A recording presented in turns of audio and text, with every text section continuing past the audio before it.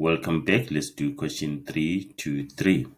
In the diagram below, angle DCB is equal to alpha, and side AC is equal to H, and then angle ACB is equal to theta.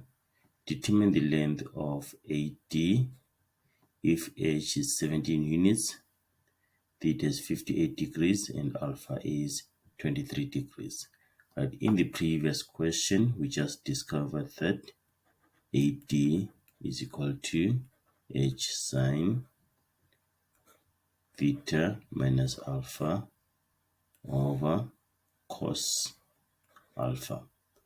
So to find AD, we just substitute what we're given here. So AD is equal to 17 sine 58 degrees minus 23 degrees divided by cos 23 degrees.